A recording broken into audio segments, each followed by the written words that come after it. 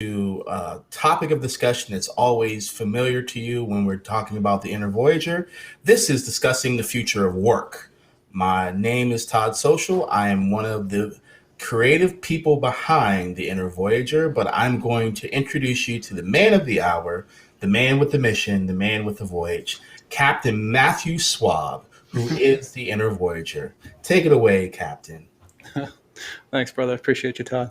So, everybody, welcome to the Inner Voyager Live here on LinkedIn and streaming across all platforms. Today, we have a really special guest with us, and it's really fortuitous because we had just met this gentleman through a wonderful, wonderful friend, Nate Zalesnik. Thank you very much, Nate. Appreciate the intro. So, we decided to jump on a LinkedIn Live here because there was just so much synergy, so much alignment in talking about what the future of work is going to look like. And with us is a 21-year experienced PhD in physical therapy, as well as a 26-year serial entrepreneur with many, many different ventures stemming across many different verticals. Dr. Stephen Young, we had just met him on a call. And like I said, there was just so much synergy and so much energy. It was just like magic just kind of happened. And we got Todd on the call and it's just like, hey, let's go do a live, just start talking about the future of work, what that's going to look like in terms of physiologically for people, physically, in terms of the mental mindset, in terms of the mental health, transforming into mental well-being, the emotional approach to emotional intelligence, and then most importantly, like the spiritual component of how do we use our gifts in the future of work. So, Dr. Stephen Young, thank you so much for joining the show, brother. It's a pleasure to have you, man. Yeah, I just want to honor all of you and honor the process of how we even got on this call. It's literally through like flow and instinct without any like major planning. So this is going to be magical. Yes. Yeah. Absolutely, man. Absolutely. And you use the term magic, and it's funny how that happens when you get the alignment and you get that oomph, that energy to push you forward and say, you know what, this is where things merge. And it is seamless and it is effortless, and it doesn't have to be hard. It doesn't have to be the grind. It can take grit, but grit only takes you so far. Mm-hmm. So yeah. One of my favorite questions to ask people who want to partake in what we're doing in this world is the question: how comfortable are you with being completely worthless? Right, because it's a trick question in a way, right? Because technically, for a person to embody worthlessness, the opposite is I'm worth everything. And I feel like a lot of people who are practiced at non-attachment to worth tend to live a life of complete ease, right? Because they don't make it difficult subconsciously, so they can say, look at me, I did a great job of overcoming or solving or whatever, that difficult thing. So yes, I'm a huge fan of ease and grace. 100%, man. And that takes a lot to get to. It takes a lot of struggle for people to understand. I was in Clubhouse earlier today and just talking about that, about people were talking about manifesting the things that you want in life and how things align. And, I chimed in and I said, what we're talking about here is desire. And with desire comes the equal and the opposite. So with a gain, you're going to have to experience a loss. Mm-hmm. So we're thinking with our minds, just with our thoughts, but it goes so much further beyond that. And it requires one word to get beyond those thoughts. And that's stillness. Mm-hmm. Mm-hmm. Absolutely. Yeah, I remind people that manifesting is still asking what you want, right? I mean, this call right now, I did not hop on a call with you, be like, I want to manifest a call on LinkedIn Live, right? It's like when we let go and trust, we get things that we don't even know that we want. It's like what the universe or God or source, whatever you want to call it, has in line for us as we, the words these days like surrender. But to me, it's that stillness point and that letting go and allowing the magic to kind of come into our lives. Yep. And that's a whole nother call that we could do is men using those terms of letting go and vulnerability and authenticity, all the famous hashtags that are out right now that won't be worth really anything in about 6 months, but it is what it is. Yeah. So we were talking about on the call when we met about the future of work and what that's going to look like. And that's a huge hot topic now. Like Apple News just came out with an article yesterday, I believe it was, about culture as a service in the workplace. So to kind of put this in containers of learning, if we Mhm. could. Let's break this down to like the physiological / physical components of the future of work, and then like the mental mindset, and then the emotional intelligence, how that's going to affect people, and then maybe break that into how that will stem into a culture with all the variabilities of the future of work, like hybrid work, Yeah. in-office work, remote work. So maybe let's start with the physiological office space Mhm. and how people physiologically and physically will interact with that space in the future of work. Yeah. Yeah. Love it. And so, and before we jump into that, I would like to say that even though for our understanding, we are separating these into physiological and mental and stuff. However, in reality, they're all intertwined, of course. Exactly. Yep. Yeah. And how maybe we can tie it all back in the end and Yeah. say all these aspects will lump and coalesce here, and it'll look like this. Yeah, yeah. So I like to give the context of like to understand it is helpful to put it in a box, but to experience and embody, there are no boxes. And so we'll jump in a box to understand, and then we can tie it together and what's the embodiment of it. And so when we look at the physical space where people contribute, I like the word contribute. The biggest detriment is lack of movement, right? Like you're sitting still. Are for those listeners and watchers that don't know, our joints do not have capillaries. Like your knee, your back, your elbow, your shoulder. The joints have what's called synovial fluid, which is fancy for like lubrication fluid. However, when the joint doesn't move, your joints gets no nutrition whatsoever. They're literally starving to death when you don't move your body. And so we know from a scientific perspective that our bodies were never meant to be in complete stillness for very, very long periods of time, right? And so one of the biggest things that I see in the workplace is it's promoting stillness, right? Too much stillness.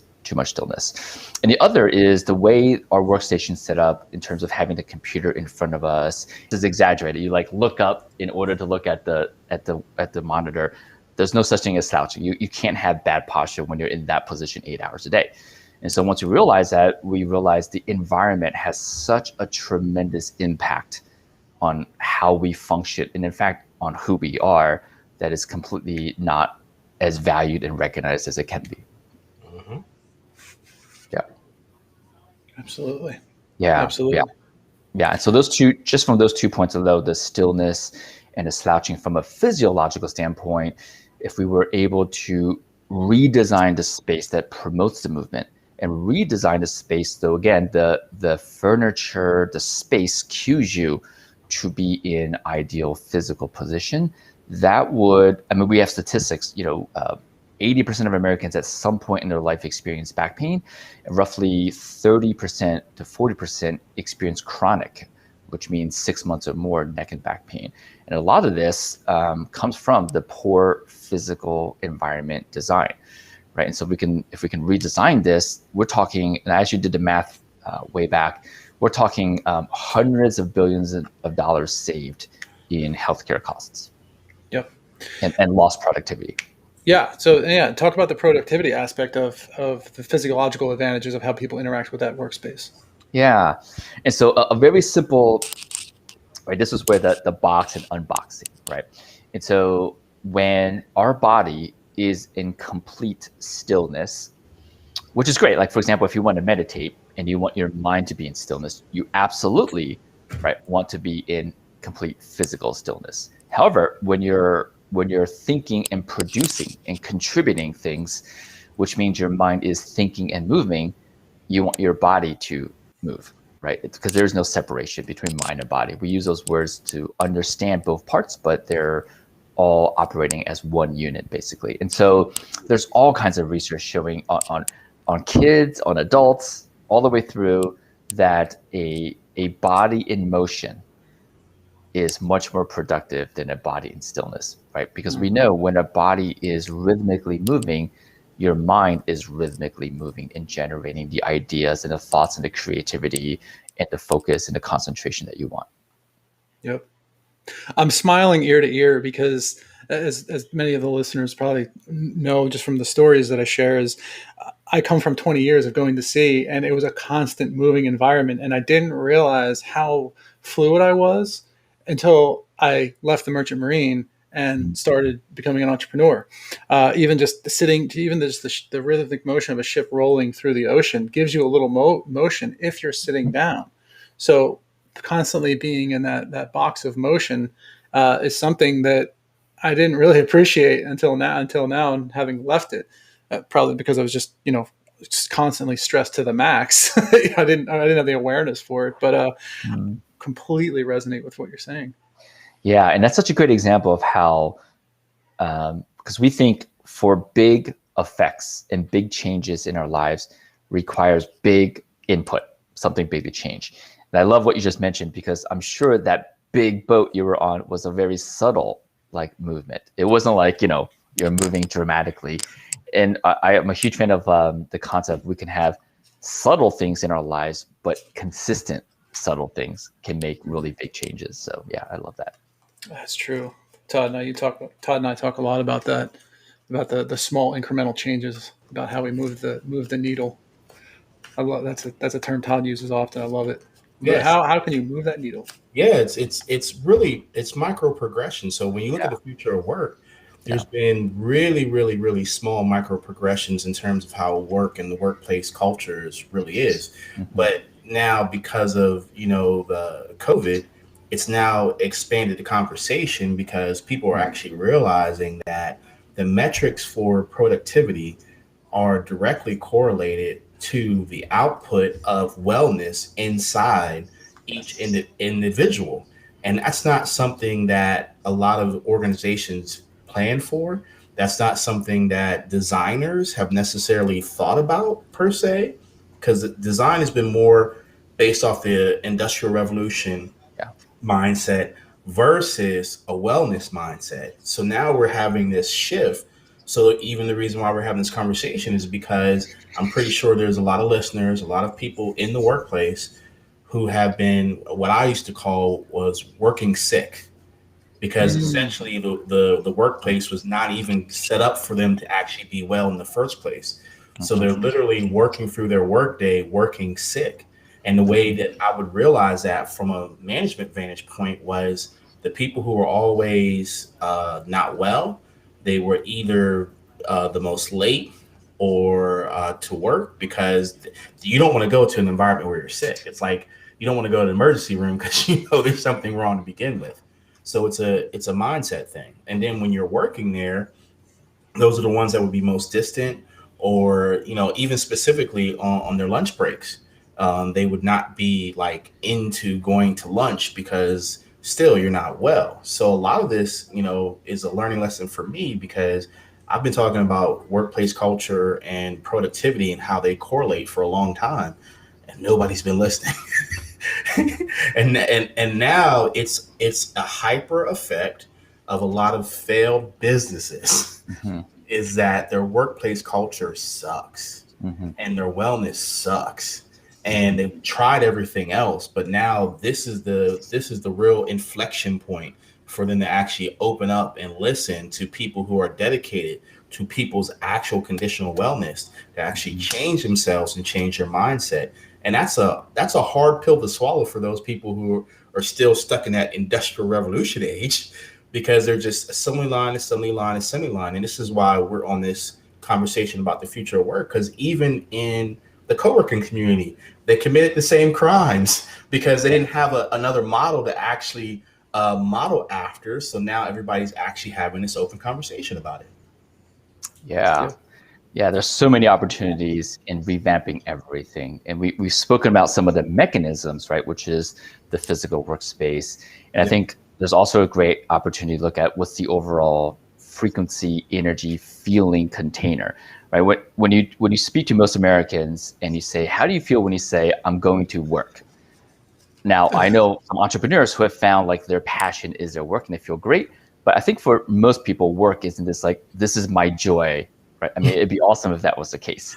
And I have people just say like, now let's switch that word to contribution, because ultimately wherever you go or you're at home, you're contributing to a company, a person, an organization, a community. Contribution has a much better feel. Like when we say that word, it just has a different vibration, different feel. And some common words in business like, let's meet the deadline. Imagine if we just said, let's achieve the contribution launch date. Yep. Right. And so there's such incredible opportunity to completely revamp the language of spell casting. Like I remind people, we don't piece the alphabet together. We spell words because literally every word is like casting a magic spell. And I think there's huge opportunity to even come up with like almost like a new dictionary or a new language pattern for the entire industry of contribution. One that leads to inner fulfillment and a different vibration than the current, dare I say, enslavement language. So. Yep. Beautifully said. Beautifully said. Man, I just want to reflect on that for a minute. Oh, man, that's awesome. So I see a kind of an uptick of people watching here. So we'll just reset the room and just kind of explain where we're at. This is the Inner Voyager Experience. Todd Davis, aka Todd Social, Dr. Steve Young, 26-year PhD in physical therapy, as well as serial entrepreneur for 26 years.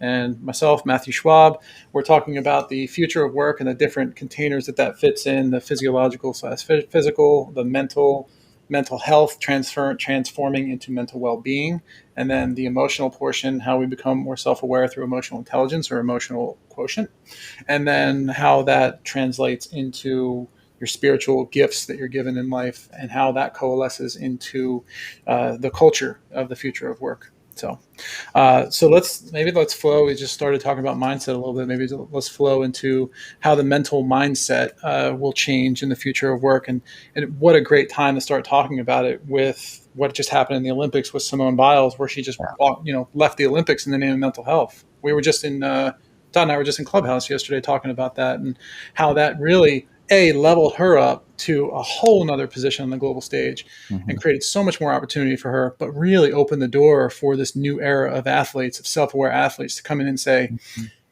I am a gymnast by identity, but that is not who I am.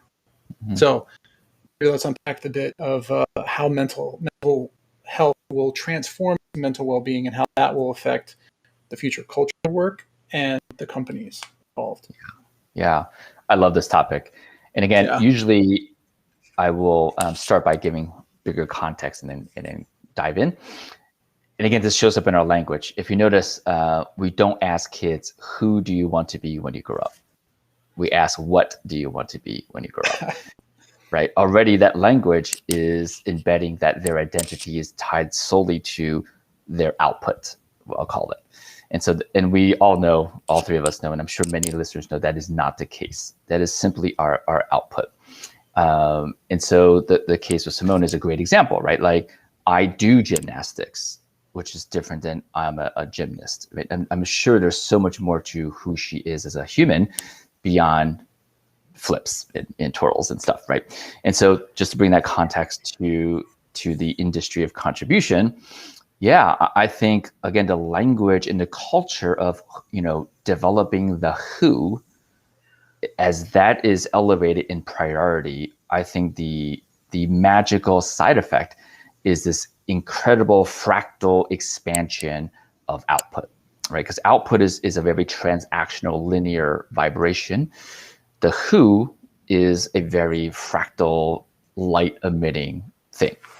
And so, which has infinitely more power and more contribution to society than a transactional output.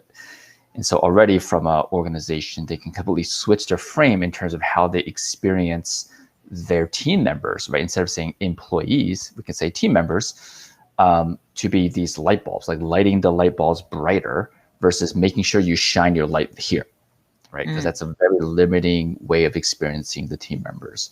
And so really from a larger, again, container, lighting the light bulbs. And I've seen this. We've had a lot of entrepreneurs come to certain experiences at events that we do, and even some of their teams would come, and we curate a 3 to 4 day experience lighting the light bulb, and literally their businesses and their doings and their financial and their relationships and their health, everything improves, right? Because we're not limiting it to a transactional experience. It's more of a fractal experience. So that's sort of the context. I just want to put that out there. Love it. Yeah. I guess within that context, for sure, in terms of mindset, some of the things I love, I teach my kids, I have two daughters, 9 and 13, is the process of intrinsic motivation. Like, what can we do? How can we provide the game that allows people to play where they do it for the love of it versus doing it for some type of outcome, and I'm sure you guys may have read like Daniel Pink's book Drive, and he talks about like got to have a sense of purpose, mastery, and autonomy. And so I think those are great elements to put in place in a work culture. And of course, when things are praised, we can look at like Carol Dweck's work on mindset, like praising based on process instead of outcome. Right. And so these are there's like really smart people who've sort of thought about what are the elements to curate the mindset of a very happy, growth-minded, unlimited mindset, to co-play with.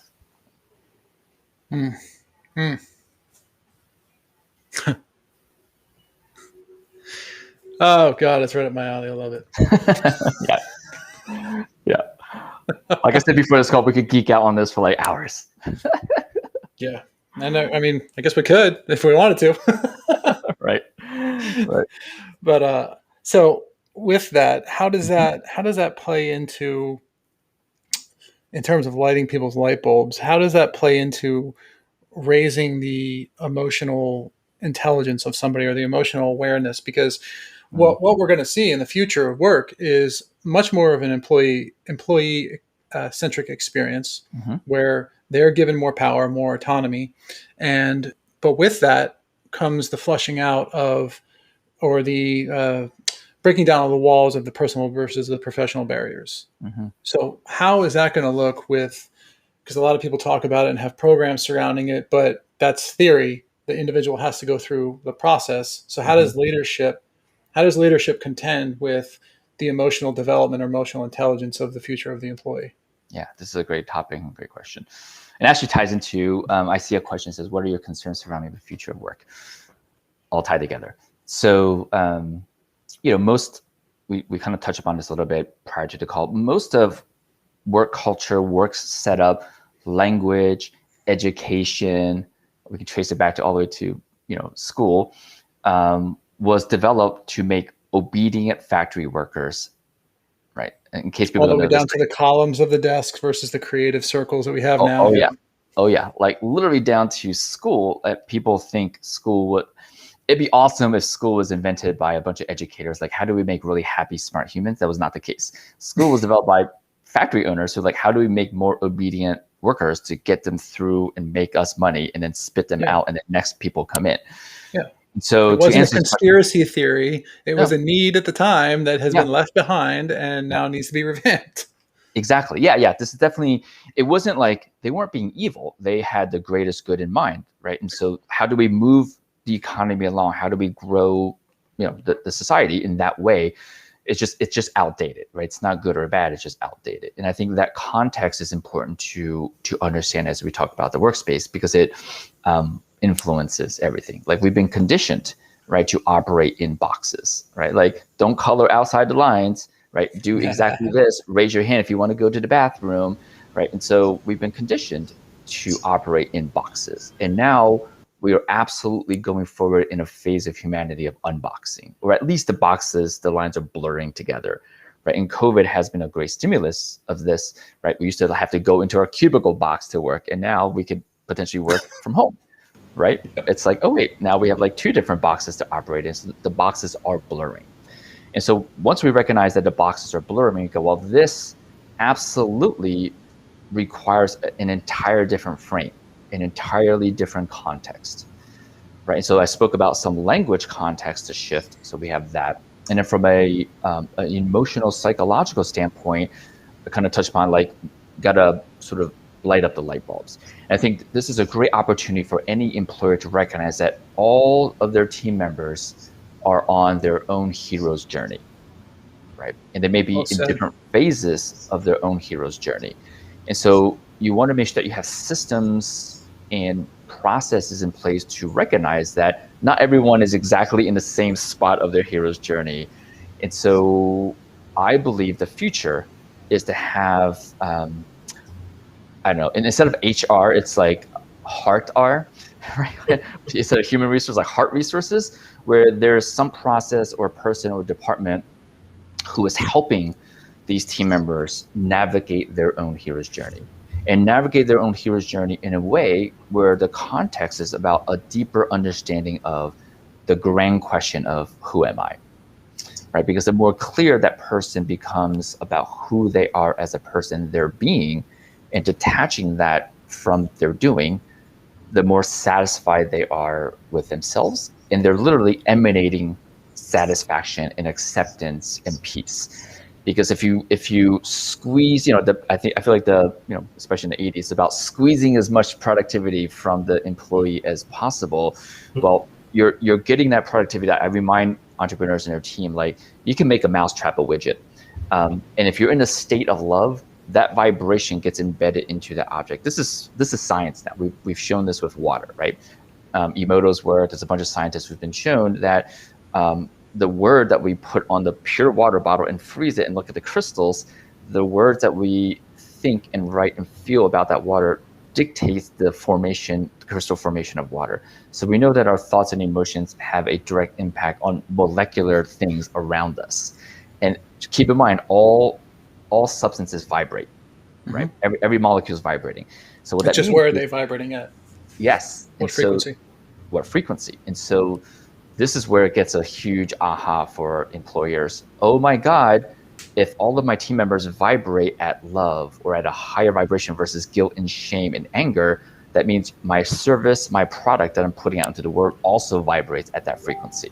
Exactly. Yep. Right?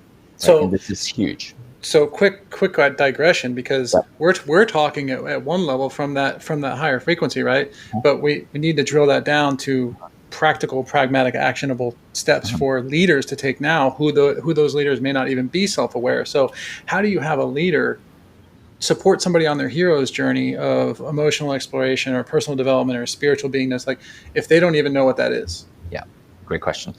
Yeah, so this is where I mentioned ideally they would employ a heart resource manager, someone in the organization that has a lot of experience through this. And I'm going to pause there and define a lot of experience. I'm sure many listeners are aware of the fact that in the last 3 years, there's been an exponential rise in the use of psychedelics. And I find a lot of people who go on these psychedelic retreats somewhere and they come back, they go, "Oh, I've got it now." Right. I took the ayahuasca. I'm right. completely open. Now, I'm good. I'm healed. Yeah, I figured out all my stuff, or at least I've done it as well. And in talking to people who have been in this space for decades, we all have the same conclusion, which is it's a minimum 7-year journey. And this 7 is not by accident. In biology, our cells renew. We have a whole new being in 7 years. There's something magical to the number 7. And so I would advise that companies make sure that if you bring someone on board, that they've at least have been in this space of self-exploration in their own awareness at least 7 years. Because I know a lot of coaches and a lot of people are in a space of like, I went to this retreat and in the last year I've done all this work and now I can teach it. I find that that person is still in their hero's journey and that they have a cognitive understanding of it and they can talk about it, but they have yet to fully embody the being and the vibration of it to emanate it as a fractal. So it becomes still a transactional teacher-student experience and not an embodiment experience. So that would be my advice, that if any companies do not have a process or a person, if they're hiring a person, bring on a person, that at least 7 years into that journey for them. And have that person, spearhead this process of working with each team member and nurturing them, right, through their own hero's journey. Yeah. Really, really, really well said, because it's like that article that we just talked about, culture as a service. Mm-hmm. How do you solve something if you have zero experience with it? If you're smart enough, you go find somebody who has the experience with it, and you let them take care of it. Absolutely. Different containers of learning. I love that visual, by the way. Yeah. Not about coaching; it's about containers of learning. Yeah. So, okay. So, have we kind of covered covered the emotional aspect of it. I feel like we kind of have. Yeah, I think Enough. a simple tactical thing. I'm a huge fan of simple tactical. That's a lot of strategic context. Mm-hmm. I think a lot of employers, I always remind people, like, imagine someone's crying at their desk. Typically, you don't see a manager or someone coming over and say, like, oh my God, you're incredible. You're actually feeling today and accessing your emotions. Yeah. Imagine if that was the culture. Like, you're doing a great job. I can't believe you're crying. Yeah. Right? It's typically like, don't, or immediately, what's wrong? Yeah. Right? Congratulations on breaking that barrier that you had that emotional release. Right. Not here's a beta blocker. Like, maybe you might want to go see the team psychologist to go get more. Right. It's typically, please suppress it, or framed as what's wrong.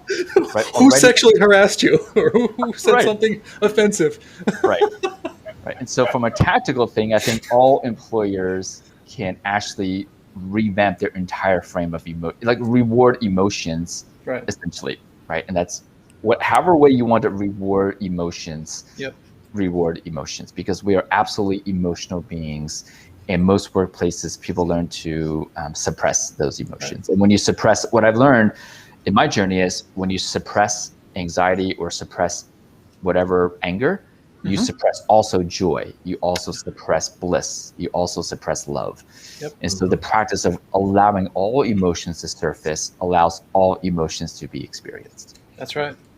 And just to touch back on that, sexual harassment obviously is absolutely no joke. I've dealt with that plenty of times on ships, and people that are victims of that have an immense healing process to go through. But I made that comment just to say that, hey, here's how we perceive emotions in the workplace. It's always from a negative context instead of, hey, let me understand what better you're going through, because it sounds like you're having a release right now, or you're maybe transcending a barrier that you have in your life. So, yeah. Recreating that narrative around what exactly is emotion, instead of putting more policies and procedures on top of the symptoms of it, is huge. Mm-hmm.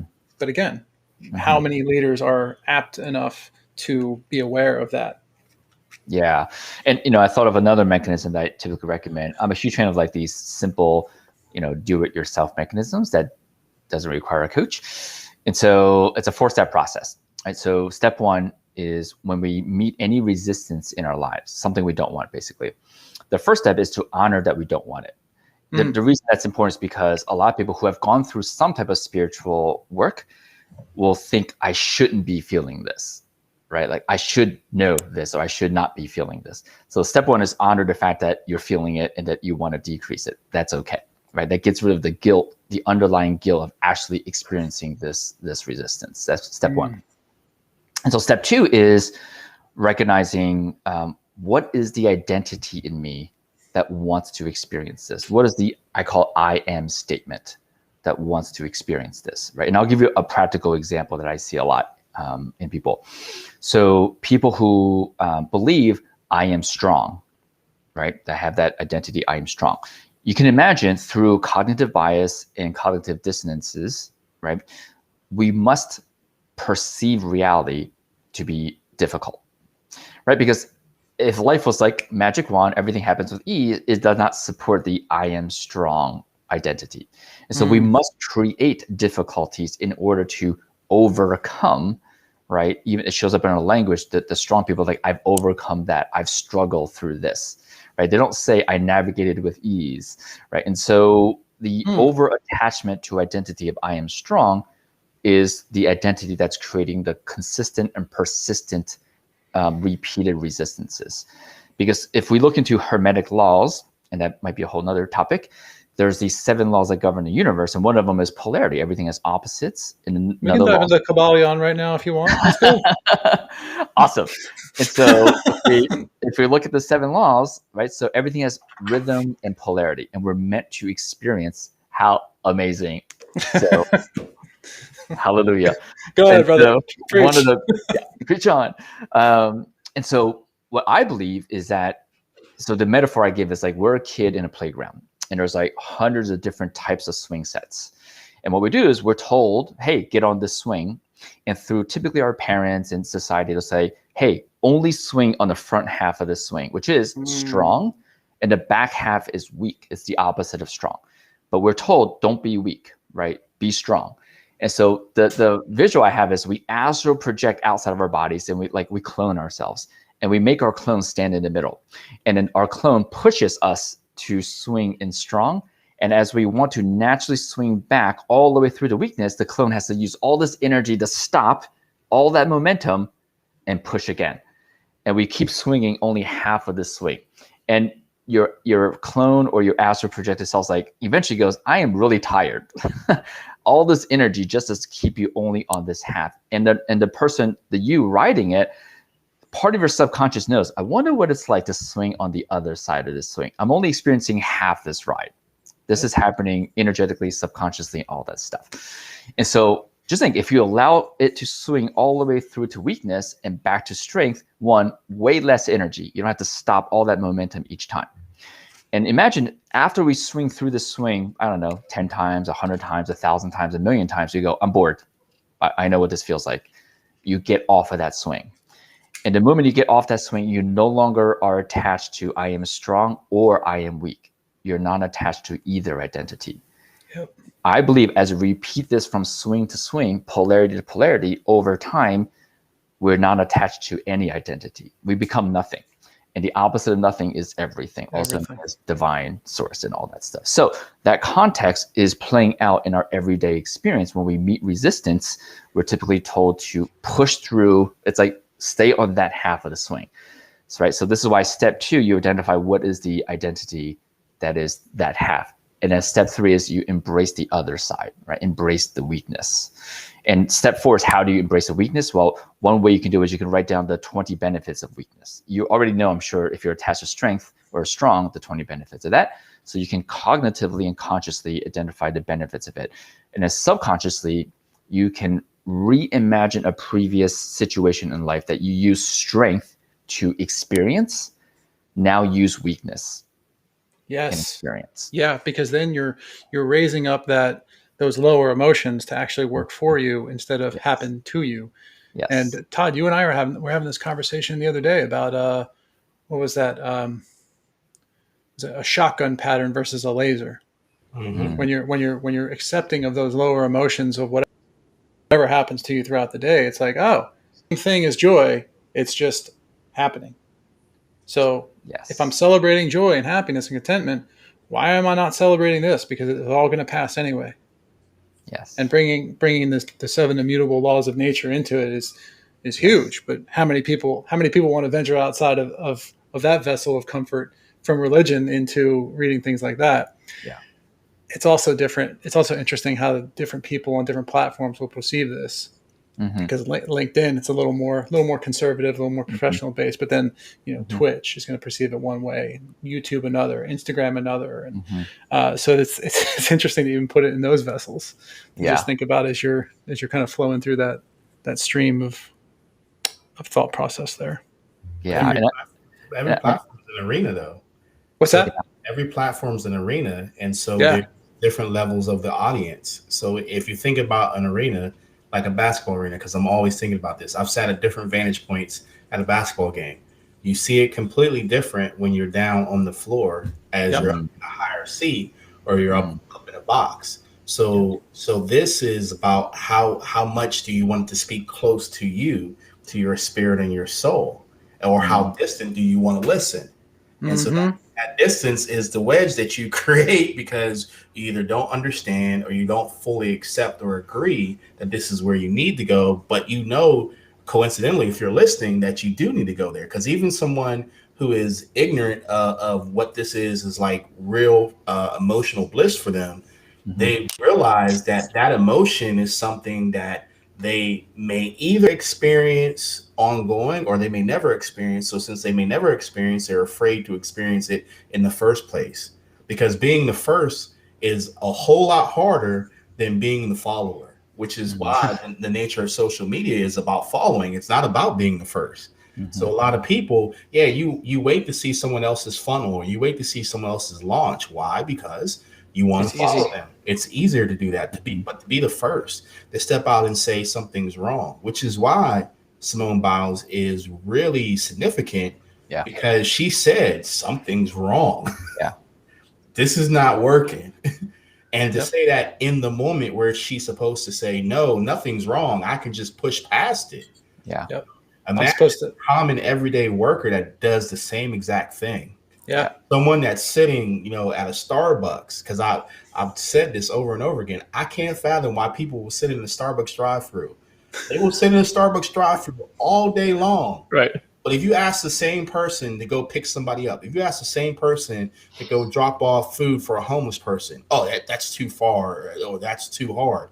But man, they could sit in that Starbucks line for like 20, 30 minutes because they're waiting on their immediate shot of coffee. Yeah. Where does that come from? But their scarcity of what they think success is through their emotional brokenness, that they're waiting for somebody to design it for them versus them designing it for themselves. Yeah. Yep. Point. Which is why, great point. Which is exactly why we decided to do this call together, because it's going to be so interesting to sit here 1 year from now and look back on this. And I love when Gary Vaynerchuk does this, that he calls things out 5, 6, 7 years before they happen. And then they come back and he plays the same content. And it's like, see, told you so. So I cannot wait for the next year to see what happens and like everything that we have planned to replay this and say, hey, how was it going? How's it going now? Not to say I told you so, but it's just a really cool concept. I truly, again, this is coming from a place of knowing that we can make the future physical place in the act of contributing, literally the opposite of what it is now, right? Yeah. Just think at the micro level, hey, after 35, 45 minutes, get up from your workstation and get away from it because it's too unhealthy. Yeah. That never made sense to me. Like, why don't we just design it so it's actually awesome for you, right? Why do we have to endure? Why do we have to endure the 45 minutes, right, just to get up and do it again? And that's a micro of the macro. Why do we endure Monday through Friday just to get to the weekend, right? All these, it's the same. And so I believe we're going to completely revamp everything so it's actually fulfilling and joyous and incredible moment to moment of creation. I absolutely have seen this. And so this is happening. I'm putting my stake down. All of us and all of those who are involved, like we're going to make this happen. Hashtag future work. We're putting it in the post. Like this is it. Yes. New narrative. Hashtag new narrative. Hashtag future of work. Yeah. Put it in the post. So that's right. Yeah. It is. It's a stake. It's a stake in the ground. And to just see that article come out from CNBC about culture of the service and the Great Resignation, it's just like, wow. Okay. Cool. Like I completely understand why I went through every moment that I did in my life, and meeting this man over here and you today, Dr. Steve. It's a beautiful thing. It's wonderful. Yeah. I believe one of the greatest feelings is to be able to look in the past. I call it magical breadcrumbs, and see how every magical breadcrumb was useful for exactly now. That is such an incredible feeling. Yes. The struggles, especially, and it's something I really try to share, because I mean, we could sit here and talk about everything each and every one of us has gone through. I mean, I've had 6 near-death experiences in my life, and all of it was done for me to wake me up to understand what my potential was. Yeah. Period. It was the hardest things I've ever been through. Emotionally, it was just to get me to feel more. And that's the key. So okay, so let's kind of coalesce this. So we've talked about the physiological aspects. We've applied context to that. We've talked about the mental mindset. We've applied context to that. And then in terms of the emotional development, emotional intelligence, hero's journey, we've kind of put a story to that. So how do we put it all together? How does the future flow of culture look like in the future of work? Yeah. I think in the future, we want to experience this as there is no separation, right? In other words, I believe it's actually possible for the space in itself to be designed that automatically, it doesn't require a human to give input, that provides an incredible experience, right? And I'll exaggerate the other way.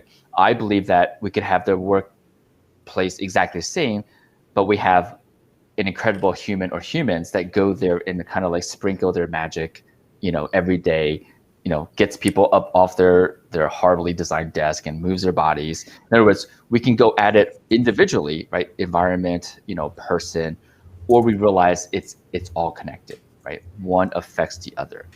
And so this is where it gets really interesting in terms of it's like I see things as a recipe. It's like, well, given the amount of space in the existing company, what is the ideal formulation? Like how much can we do to the space, and who are the human resources and the humans on the team that could be that sort of like heart coach?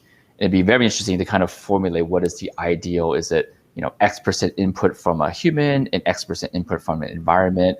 I think there's a tremendous opportunity to kind of feel through and play with that to create like the most ideal culture. And in my mind, the most ideal culture at the top down is you basically care about more the human than the productivity. The productivity is the incredible side effect, right? The doings is the incredible side effect, but you're literally there to nurture humans, because I'm sure all of us can imagine on our deathbed, right? 50 to 100 years from now, we're not going to be like, I'm so happy I produced and made all of this.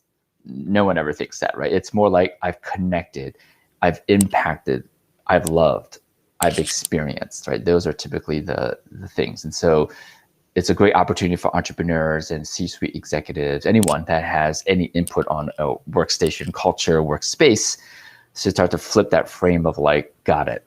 It's about the human, right? Human-centric productivity side effect. It doesn't mean that productivity has to sacrifice or decrease. In fact, I think when it's human-centric, productivity skyrockets, right? Again, it becomes nurture the light bulb, not just a beam of light. Yep. Yep. And I'm gonna piggyback on that, and I'll put another flag in the ground here that might piss some people off, but that's fine. Let's do it. Is that those that are money-centric and only worried about the bottom line are only masking their own pain and suffering. Yes. Because that money is the vessel that you're putting you're externally putting your grief and your suffering and your pain and your traumas through, because you have not honored yourself in exploring what that is and what that was there to do for you. Because if you did, you wouldn't be in the position where you are as a leader, only being concerned about the dollar and the bottom line profit. From going very, very, very, very deep with entrepreneurs in the last 4 years, from my experience in studying psychology and subconscious for 3 decades, that is spot on. Yeah. Oh, shoot, thank you. I didn't even feel that coming. Spot on.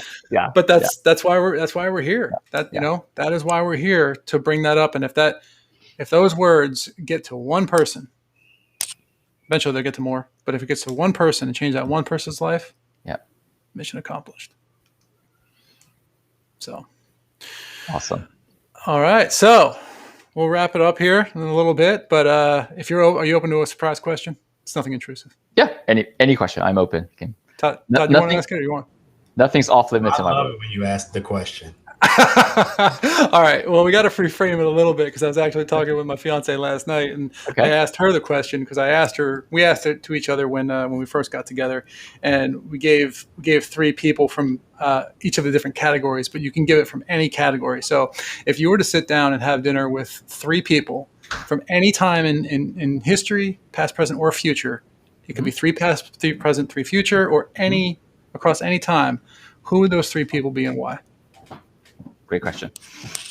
So my modern day alive person, interestingly, would be Richard Branson. He's an interesting character, just because how he has run businesses, and just who he is. And I've actually had the fortune of actually having met him a few times and dinner with him a few times. Just the who he is, essentially. Like, not only has he built tremendous brands. I mean, just with him recently launching Virgin Galactic, that wasn't like a 3-year goal. He had that vision, like, I think it was like 16 or 20 years ago. Yep. And if you ever get to meet him, he's just like a big kid, basically. He doesn't take himself seriously. Like, if you're standing by the pool and he's nearby, he'll probably just push you in. I remember one time we were having dinner on Necker Island by the beach, and we're all dressed nice. He like gets up and he like drags one of the girls and like runs into the ocean and like, you know, dumps her into the ocean. And so he's just an incredible human who has embodied his inner child and like creates with such awe and curiosity and passion, and is not afraid to do things really outside the box. And so he definitely would be on that list. Another person, interestingly, I guess because I'm Asian, who would be Bruce Lee. I feel like he had a very interesting experience in life.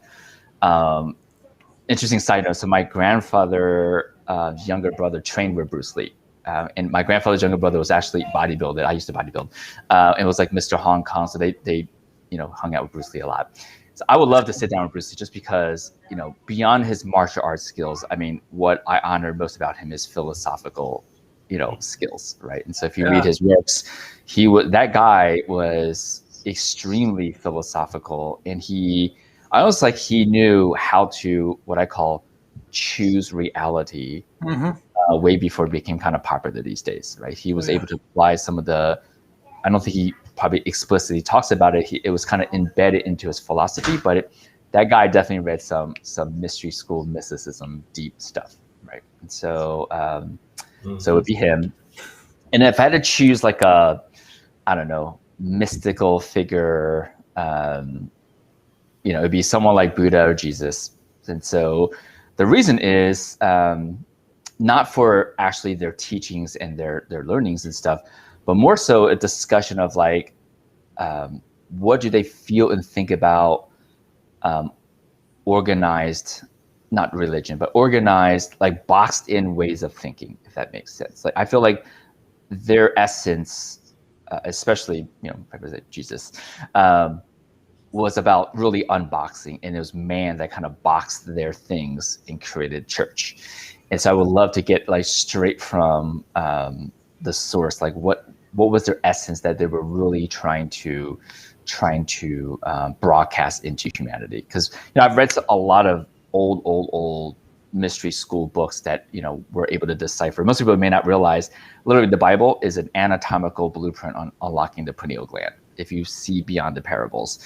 And so it'd be very fascinating to, you know, talk to the source of like, what was the original intention and vibration and content you wanted for humanity. So you were the first person to refer to the Bible as the veil of unlocking the pineal gland, unlocking the third eye, because it is. Yeah. It's literally, if you look at it emotionally, you can gauge it where it is on the emotional map of consciousness, as Dr. David R. Hawkins describes it as.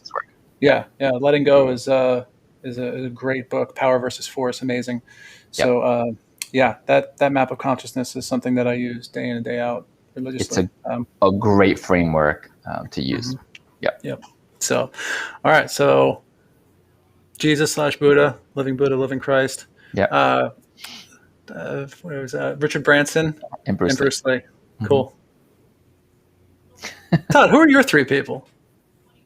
Oh, it changes. It depends on what day you ask me. All right, well, give it to me now, because you gave it to us on the episode 3 of the podcast that we did. But who is it? Who's it now? Well, so mine are unique and interesting because, again, to me, to see the future and to really live into the future, you have to really look into the past and find like nuggets of different people. So the one that always stays in my mind that I usually tell the story about when people are around me is Milton Hershey. And the reason why is because he broke the cycle of what was happening in the Industrial Revolution by building the city of Hershey, which was basically the employees of the Hershey Corporation around the plant. So he essentially built personal autonomy during the Industrial Revolution. So I would really want to like pick his brain as to what he was thinking, because, you know, the Milton Hershey Trust, which, you know, cannot be broken, you know, was wrote back in the early 40s. And essentially this trust is the reason why, you know, Milton Hershey Home exists and why 2,000 kids yearly have their college scholarships funded for them to be able to actually change their lives. So the type of things that he did is what should be normal for most affluent, people today, because it's that whole give back thing we talk about. So when you reach up, you get to the mountaintop. What's the first thing you do? Do you acknowledge yourself? Do you look to see for a higher power, or do you look back down to see who you can pull up? And he actually did that. So I'd love to have a conversation with him, because without him, the city of Hershey doesn't exist. Yeah, I mean, true. the plant does. True. but the city doesn't. So he would be one. I've always wanted to, Jesus has been another one in the context of understanding, how to embrace, change and hatred and all these things that he had to actually go through, knowing what his mission was. Because a lot of times, if you tell somebody, if you told a NASCAR driver, hey, you're going to go out there today, you're going to crash, will you actually get in the car? And so essentially, most people would not take on the mission knowing what the result was. And so I'd like to pick his brain just to say, okay, you knew what the result was. You were told a long time ago. What made you stay committed to that? and why? Just to kind of get the feeling of it, because a lot of people would have quit along the way. And as you could see, historically, people do quit on other people. So I'd like to have a conversation with him. And then I thought about this. Abraham Lincoln. And the reason why is because what he had to endure as president and the choices that he made, which he easily, and this goes back to being the first. He could have kicked that ball down another 20 years. This country would have been A-okay with him kicking that ball down the road. But he didn't. For some, unknown reason, knowing what he was going to have to endure, he had to go through that. And that's an important thing, because what we're talking about now is what we actually have to endure to change the future of work and people's current mindsets. So I'd love to have a conversation with him, because I'm just like, dude, why? Yeah. You didn't have to be the first. It could have been somebody else. You could say, hey, this ain't the time period for that. But for some reason, he had to do what he had to do. And people like that keep me encouraged, because they're stepping outside their comfort zone. They're stepping outside of what's guaranteed to them, per se. And this is what, to me, the future of work is stepping outside of our comfort zone and being able to actually enhance wellness and make it a standard and a right, instead of like a conversation. Yeah. Beautiful. Awesome. So Milton Hershey, Jesus is a good one. Yep. And Lincoln. Jesus and Lincoln. Those are good ones. Yeah, it made me reflect on, you think about people's individual paths, and then how that moves into a movement like people of color, and gave voice to the BLM movement. And now there's these huge tribes of people, Asian Americans as well, Pacific Asian Americans, the different groups of people, and then how that's all going to come together in harmony. Because really, I've had this throughout every ship that I've been on. I've had this culture where it was just a culture of coherence. Regardless, yes, people had their gripes, but they understood there was a higher purpose. It was to get the cargo from A to B, regardless of what it was. Yep. So in that, you were able to connect in something deeper. Military is the same way.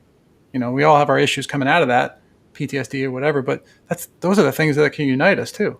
So, so it's going to be awesome to see what the future of work holds, and our impact on it. So, Dr. Steve, thank you so much for coming on for such short notice. That was awesome, man.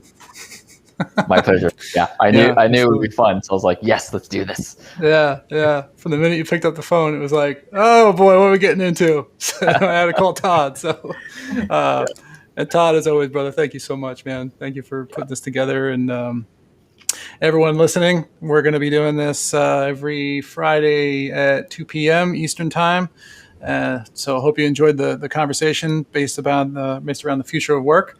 So for Dr. Steve, Todd Davis, myself, Thank you for tuning in. Thank you for choosing to help create the new narrative, contribute to the new narrative, and go through these different containers of learning through it with us. So for the future of work, we'll talk to you guys soon. Bye-bye.